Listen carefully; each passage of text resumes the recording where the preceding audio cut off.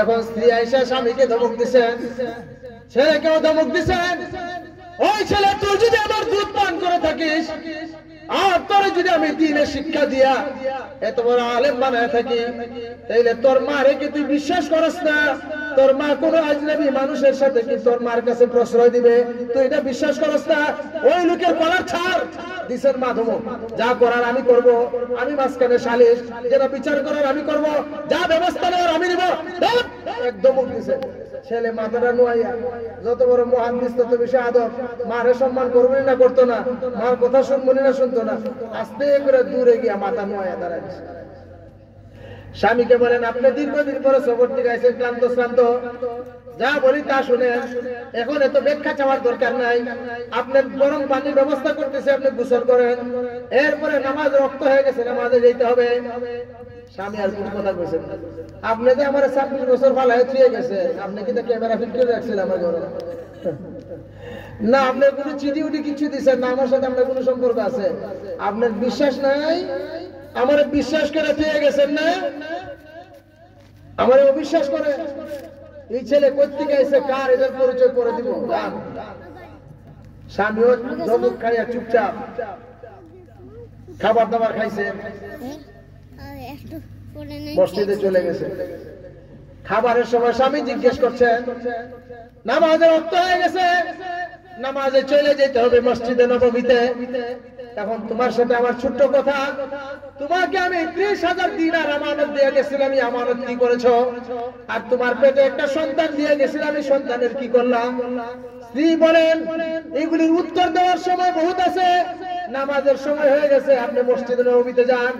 আর মনে মনে স্ত্রী হাসেন, মসজিদের নববীতে গিয়া যখন বসবা তখন টের পাইবা তোমার আমানতের খবর কি। মসজিদে নববীতে গেলে টের পাইবা। মসজিদে নববী, নবীর মসজিদ বড় মসজিদ, মুসল্লিদের ভিড়। যখন নামাজ শেষ হয়ে গেছে, উনি বাকি নামাজ আদায় করবেন, সুন্নত আদায় করবেন। 1-2 রাকাত নামাজ পাইছেন না, আমরার মতো 2 মিনিট আর 3 মিনিটের নামাজ না, এটা তাবেঈনদের জামানার নামাজ। ওই নামাজ বড় লম্বা, বড় স্বাদের নামাজ ছিল। যখন ওনার বাকি নামাজ পুরা করতে করতে অনেক সময় গিয়েছে, বাকি সুন্নত আদায় করতে করতে অনেক সময় গেছে, এর ভিতরে মসজিদে নববীর ভিতরে সমস্ত মুসলমানদের দরসগাহ, কোরআনের তাফসীরের ক্লাস শুরু হয়ে গেছে, নবীর হাদিসের ক্লাস শুরু হয়ে গেছে। কেউ কেউ স্বপ্নের তাবির জিজ্ঞেস করতেছে, কেউ কেউ দ্বীনের মাসলা জিজ্ঞেস করছে। মসজিদে নববীর ভিতরে মিম্বরে দূর থেকে দেখা যায় নূরানি চেহারা, আচ্ছা আচ্ছা একটা নওজোয়ান ছেলে মানুষের প্রশ্নের উত্তর দিচ্ছে, কত সুন্দর কোরআনের তাফসীর করছে, কত সুন্দর একের পর এক কালা কালা রাসূলুল্লাহ নবীর হাদিস মানুষের সামনে বর্ণনা করছে। আর মানুষ চোখের পানি ফেলাইতেছে, মনের তৃপ্তি নিচ্ছে। আর মানুষগুলি যখন সে মসজিদে নববীতে মিম্বরে উঠবে, বুড়া বুড়া মানুষগুলি, 60-70 বছর বয়স বড় বড় মানুষগুলি, বুড়া বুড়া মানুষগুলি তার জুতা নিয়ে কারাকারি করতেছে, তার কিতাব নিয়ে কারাকারি করতেছে, তাকে মঞ্চের মধ্যে উঠাইবার জন্য সবাই চেষ্টা করতেছে, মুসাফা করার জন্য শত শত মানুষ লাইন ধরছে। দেখা যায় দূর থেকে একটা নওজোয়ান, কিন্তু তার চেহারা বোঝা যায় না। ইতিহাসের কথা বলছি। পিছন দিক থেকে সুন্নাত নামাজের পরে রাবিআতুর রায়ের বাবা পিছনে বসে বসে চোখের পানি ফেলাইতেছে, আর মনে মনে আক্ষেপ করেন, আমার স্ত্রীর ঘরে 26 বছর আগে একটা সন্তান তার পেটের মধ্যে রেখে গেছিলাম। হায় হায়, ওই যে সন্তান নওজোয়ান নবীর মিম্বরে বসে বসে হাদিস শোনাচ্ছে, কোরআনের তাফসীর শোনাচ্ছে, তার মা বাবা কতই না ভাগ্যবান। হায় হায়, কোন বাবা কোন মা জানি ওই সন্তানটাকে জন্ম দিয়েছে যে নবীর মিম্বরে বসে বসে নবীর হাদিস মানুষকে শোনায়। আর ওই সন্তানটা যদি আমার সন্তান হইতো। যখন দরস শেষ, মসজিদে নববীর ছোটখাটো না, ওই জমানায় অনেক বড় হয়ে গেছে, তো আরেক দরজা দিয়া, ওই মিম্বরের সামনে দিয়া দরজা, ওই দরজা দিয়া মুহাদ্দিস নওজোয়ান ছেলে বাইরে চলে গেছে। মানুষের ভিড়, আর মধ্যম বয়স্ক ওই লোকটা বসে বসে কাঁদতেছে। আর মানুষকে জিজ্ঞেস করে, ও মানুষ সকল, তোমরা আমাকে একটা খবর দাও, ওই যে নবীর মিম্বরে বসে এক নওজোয়ান ছেলে নবীর হাদিস শোনায়, মানুষ তল্লায় হয়ে শুনে, মানুষ তার জুতা নিয়ে কাড়াকাড়ি করে, মানুষ তার সাথে মুসাফা করার জন্য কাড়াকাড়ি করে, বলো এটা কোন সৌভাগ্যবান বাবার সন্তান, আমাকে পরিচয় বলো, আমি তার সাথে সাক্ষাৎ করতে চাই, তার সোহবতে আমি ধন্য হইতে চাই। মানুষ এই নিয়ে তোমার বাড়ি কই থেকে আইছো? তোমার বাড়ি মনে হয় মদিনাতে না, দূর থেকে সফর করে এখানে আইছো। তুমি জানো না ওই মুহাদ্দিস নাম হলো রাবিয়া, যাকে রাবিয়ার সাথে টাইটেল লাগিয়েছেন মদিনার বড় বড় আলেমরা, তারা তার টাইটেল লাগাইছেন রাবিআতুর রায়, মানে হলো রাবিয়া এমন যোগ্যতা অর্জন করেছেন যে সমস্ত আলেমরা একটা ফতোয়ার উপরে সিদ্ধান্ত হওয়ার পরে কেউই ফতোয়ার রায় দেন না, সরকারি ভাবে সিদ্ধান্ত হয় না, যতক্ষণ পর্যন্ত এই নওজোয়ান ছেলে এদের মধ্যে সিগনেচার না করেন ততক্ষণ পর্যন্ত এই রায় সরকারি ভাবে কার্যকর হয় না, আদালতে সিদ্ধান্ত হয় না। এই জন্য উনার নামের শেষে যা টাইটেল পড়ে গেছে রাবিআতুর রায়, মানে উনার রায় ছাড়া কোনো কিছু সিদ্ধান্ত হয় না। এত বড় আলেম ওই জানো না? ধর্মিয়া তোমার বাড়ি মনে মদিনাতে বাদাম ব্যাপারে বাইরের থেকে আইসো, বলে এটার নাম হলো রাবিয়া, তার বাবার নাম হলো ফারুক, রাবিয়া ইবনে ফারুক। তার বাবা আজ থেকে কত যুগ আগে, কত বছর আগে খুরাসান জিহাদের ময়দানে চলে গেছে, আমরা কেউ জানি না সে শহীদ হয়েছে না গাজী হয়েছে। ওই সৌভাগ্যবান পিতার সন্তান হলো রাবিয়া। তুমি জানো না রাবিয়া ইবনে ফারুক? বাবা কাঁদতে আরম্ভ করছেন। আগের কান্না ছিল বিষাদের দুঃখের, এখন এর কান্না হলো আনন্দের আর খুশির। কাঁদতে কাঁদতে মানুষকে আর কোনো কিছু বলেন নাই যে ওই সৌভাগ্যবান সন্তানের আমি সৌভাগ্যবান পিতা। বাড়ির দিকে রওনা দিয়েছেন, ঘরের দরজায় খটখটাইছেন, এখন আগের মতো না, এমন জুড়ে জুড়ে দরজায় ডাকতেছেন। মা তাড়াতাড়ি দৌড়ে দরজা খুলে দিয়েছেন, ঝাপটাইয়া নিজের স্ত্রীকে ধরছেন, কপালে চুমু দিয়েছেন। সৌভাগ্যবান তুমি যে তুমি আমার সঠিক আমানতের রক্ষা করেছো, আমার সন্তানটাকে যুগ শ্রেষ্ঠ মুহাদ্দিস তৈরি করেছো, যতই না সৌভাগ্যবান তুমি। কপালের মধ্যে চুমাইতেছো। মা কই উত্তর পাইছেন নি? যাইবার আগে যে জিজ্ঞেসলেন ফেডারেটরে কিতা করছি, এখন বউকা বউকা মাথা ঠান্ডা করুকা ইসলাম বই জবাব আর একটা রয়েছে। আপনি যে জিজ্ঞাসলেন 30,000 টাকা কিতা করছি, কিটার জবাব নেন।